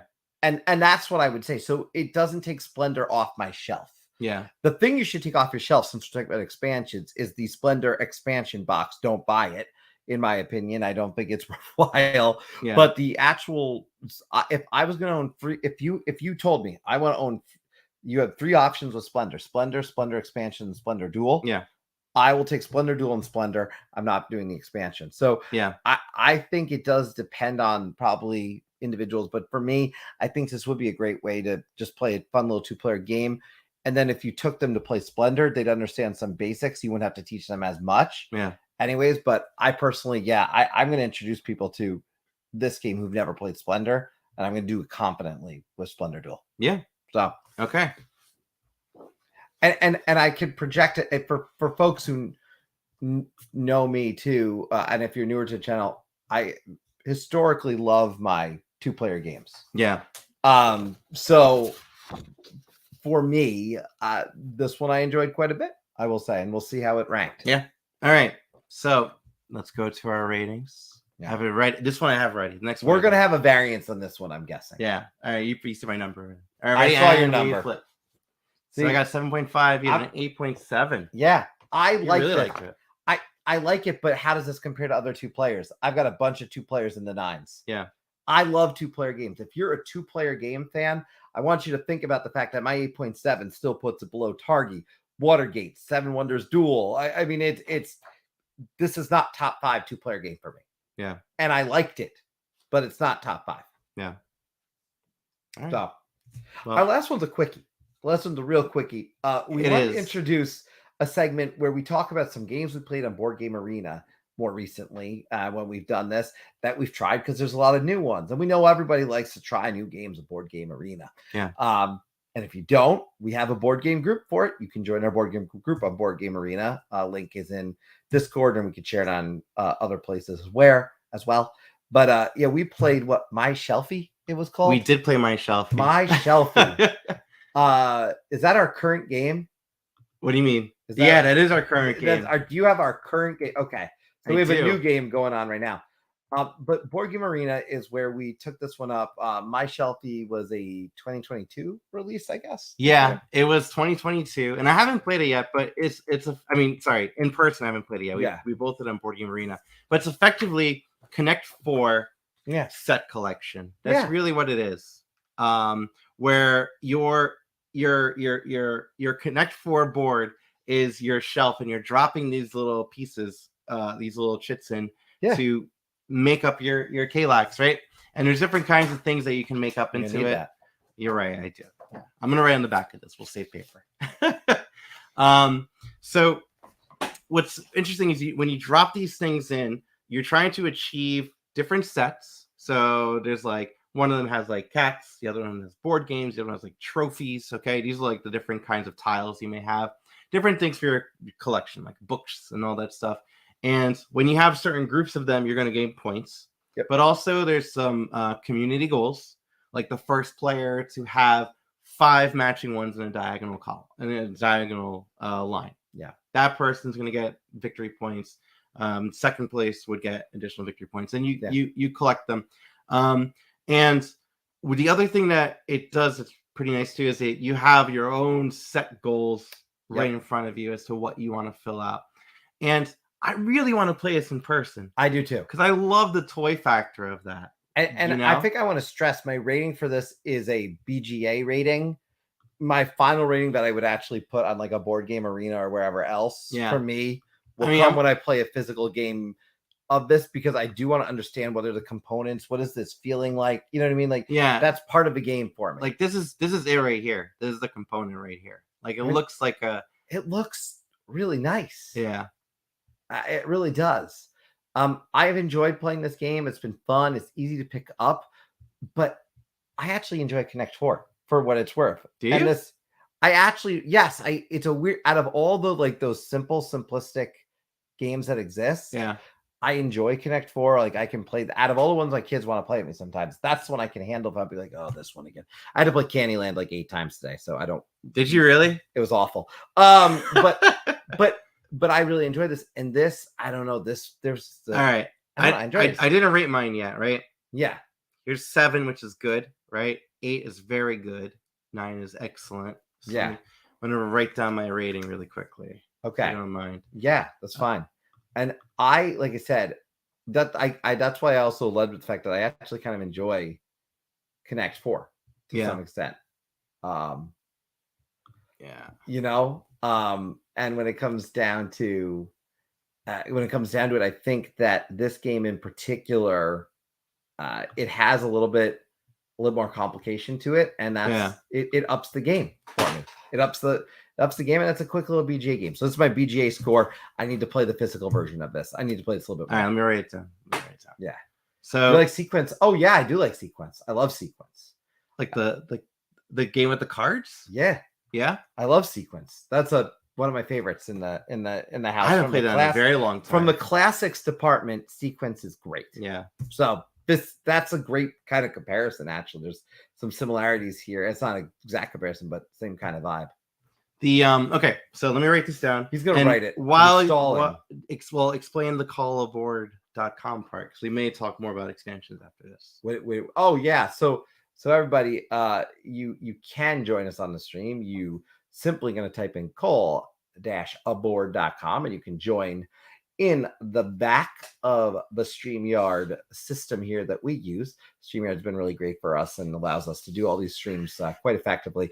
And if you do want to talk about expansions, your favorite expansions you want to see, all that good jazz, go ahead, join us. We've had a few folks join us tonight. Always welcome for more. I know we saw a few folks in the chat who might want to pop in, but let's go right into ratings on this one before we do anything else. I wrote it up. Wrote it up. 3, 2, 1. I got a 7.9. You got an 8.0. 8. Wow. I like this. Yeah, this is fun. Yeah. This is a fun freaking game. Yeah. All right. All right. I enjoyed this. I want this. I want this in my house. Yeah. So it's a co-design too by Phil Walker Harding and Matthew Dunstan. I don't know Matthew's work, but Phil Walker Harding, I love Barron Park. I love a lot of he's a Sushi Go guy and everything, right? Matthew Dunstan, I want to look up what he's done.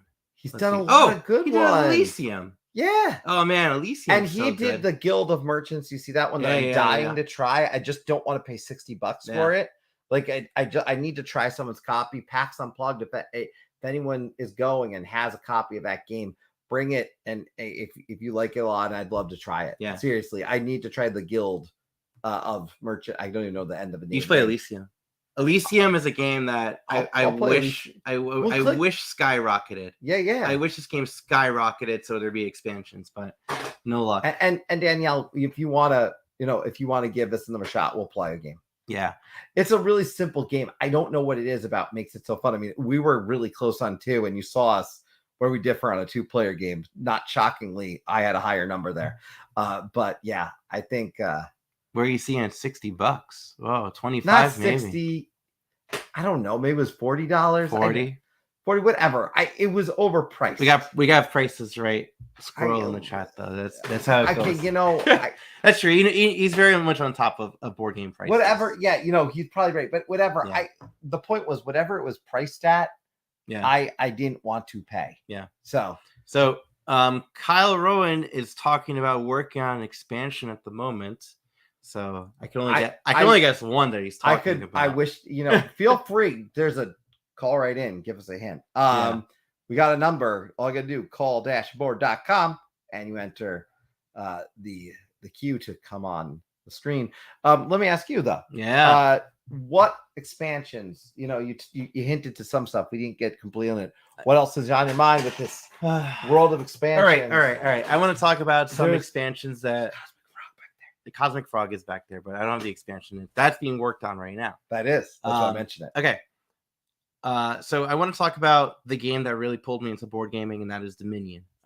So Dominion is the king of the deck builder. That is the original deck building board game. Okay, right? That was Don X came out with it in 2008, and that game created a genre. I rate it very highly. With Dominion, with all its expansions, I love Dominion expansions. Even the bad 9.93. Wow. I really love this. Near perfection. It's a top 10. That is. Yeah. And Dominion, the deck building in it with all the expansions, because here's the thing about Dominion. When you put in all the expansions in, what I love about Dominion is that it has a structure, and the expansions do a great job of breaking that structure. Yeah. It does an absolute job of just breaking it. And I am all for it. I am all for finding those kinds of combos to break it. Now, granted, with Dominion, it is a complaint for some that there is I'm trying to find a cool picture of it. The pictures here are awful. There is people. Yeah. These are horrendous. I'll just bring up just this one. Oh, these are all the cards available with the beginning of expansions.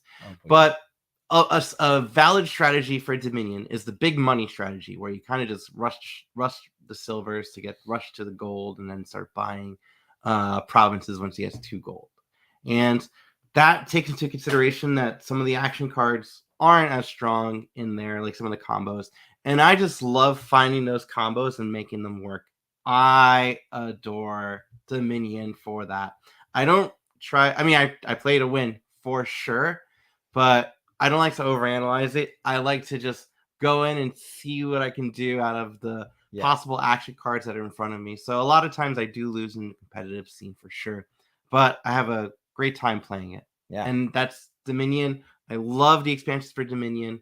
Seriously, if you're going to get Dominion, get a couple of expansions, especially if you're newer to board. If you've been playing board games before. Kyle's in the comments. Kyle's teasing Vagrant Song maybe interesting. Yeah, which is about if there's an expansion for Vagrant Song. Oh, love Vagrant Song. Yeah, we have to get back to it. Yeah, we're behind. More expansions for sure. I do need to talk about my second favorite board game of all time, and that, of course, is Food Chain Magnate. Now, Food Chain Magnate came out with an expansion in 2019 called Food Chain Magnate: The Catch-Up Mechanism and Other Ideas. And this is...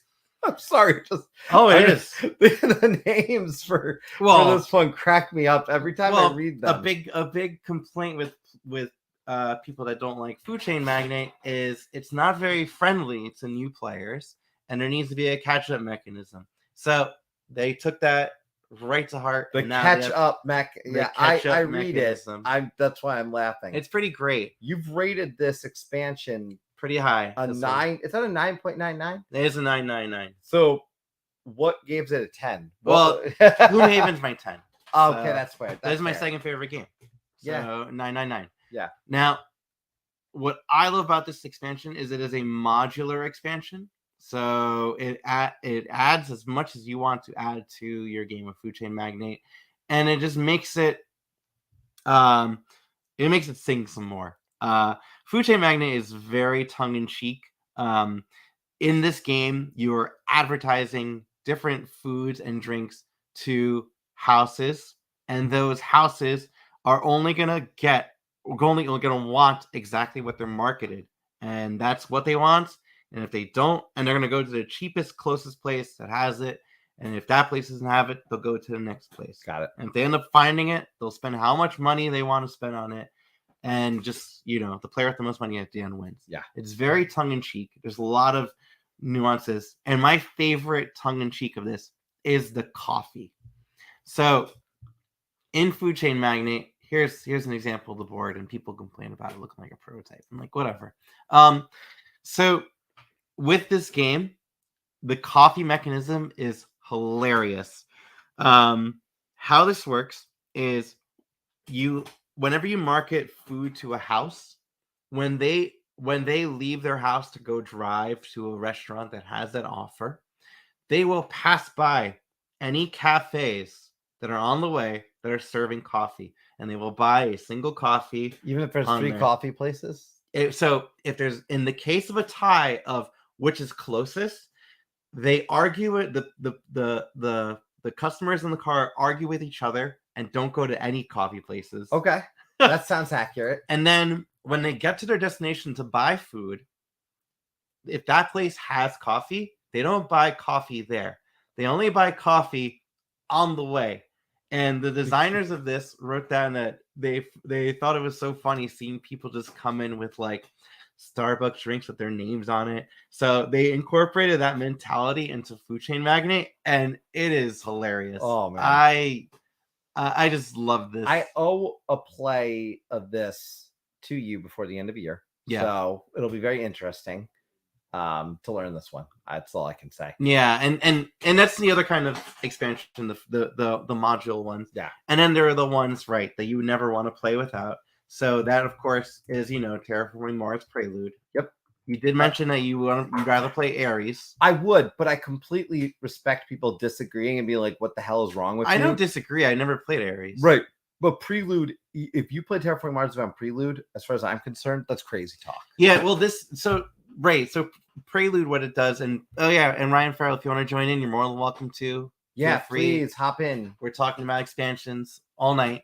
Terraforming Mars Prelude is a really awesome expansion that kickstarts the production levels in Terraforming Mars, because Terraforming Mars is an engine builder, and it can be a slog in the beginning as to getting your engine going. What this is doing is it's kickstarting you, giving you some bonuses, giving asymmetric bonuses to each player, and it's just great. It just speeds up the game and gets it right to the really fun part. If someone said to me, "I want to play Terraforming Mars," I'd say we're playing with Prelude, right?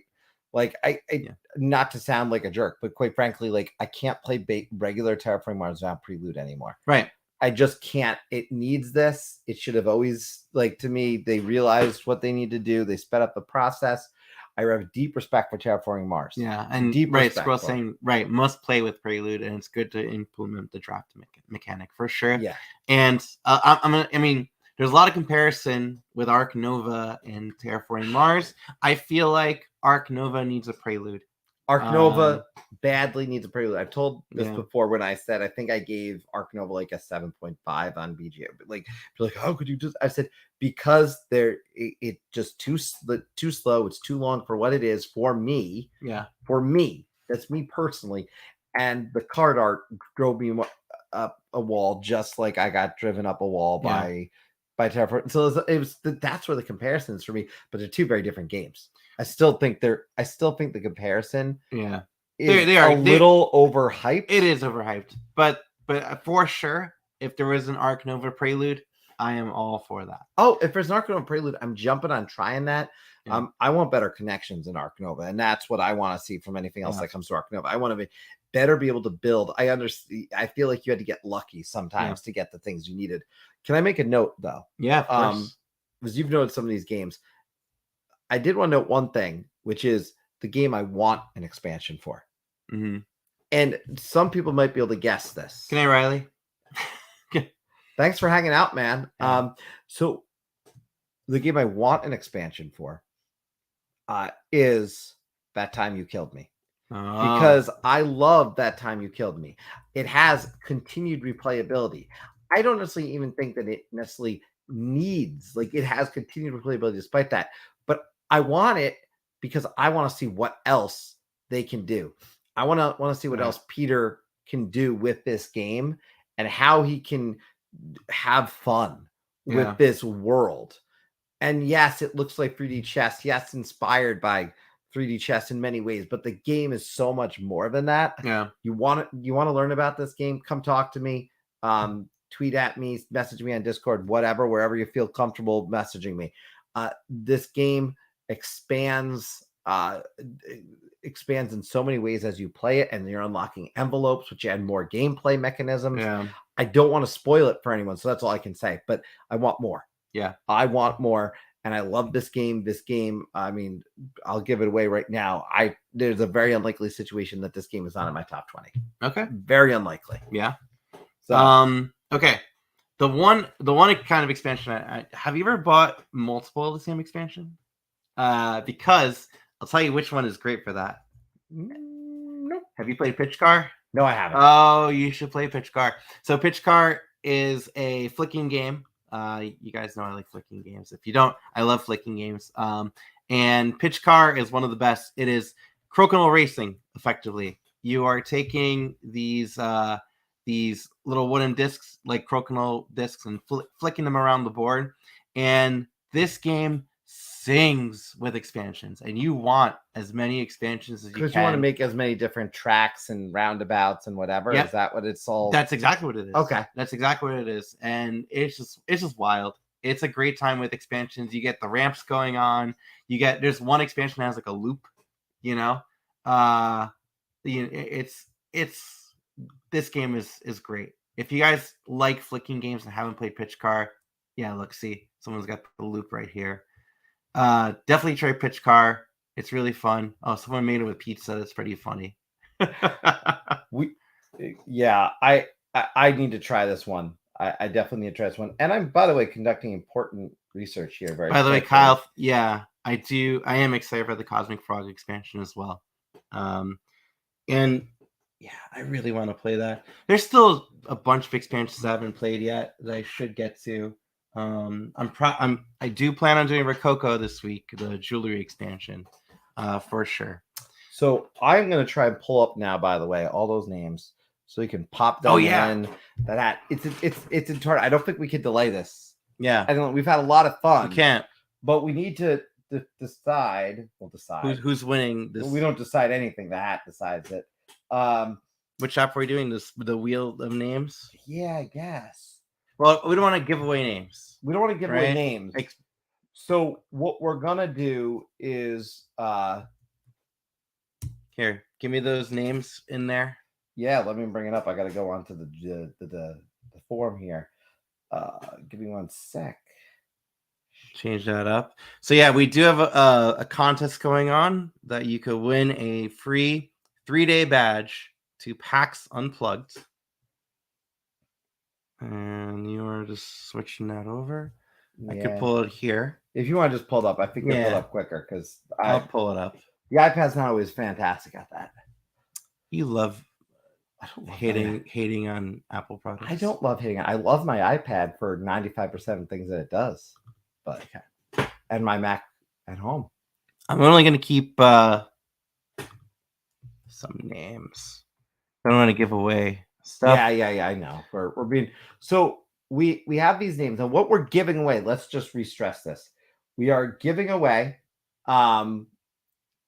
one singular 3-day pass to PAX Unplugged. Pick it up from us at the con. We're going to be there. We will be there early in, so you're going to have no problem being able to get it from us. We'll arrange it. And we're really excited to be able to do this. This is the biggest giveaway we've obviously ever done. Yeah. And really, it's our first big giveaway. So we're very excited about this. We will reach out to the winner. If you are not here in this stream right now on Discord, that was the whole reason for having you join Discord. Makes it easy to reach out to you and let you know. So what I'm doing is I'm going to just keep the first 3 letters of your Discord username.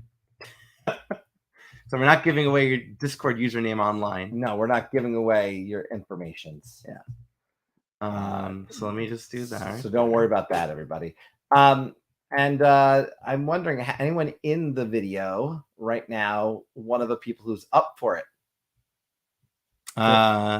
Anyone? I don't know. I see one or two, probably. Yeah. Let me change the stream. So hit this and we want you to see it. We're not just throwing it randomly on the screen and not showing you. We want you to see the results as they happen. Right. So switch it up. Let me see. Is this Wheel of Names? Yeah, there it is. All right. There we got one in the chat. Cool. So you can see this is all the starts of people's names. So we're not giving away your complete username, emails, etc.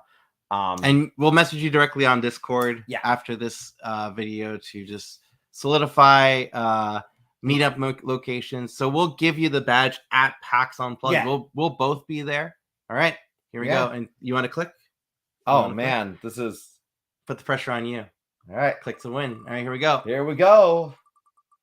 Let's see what it is.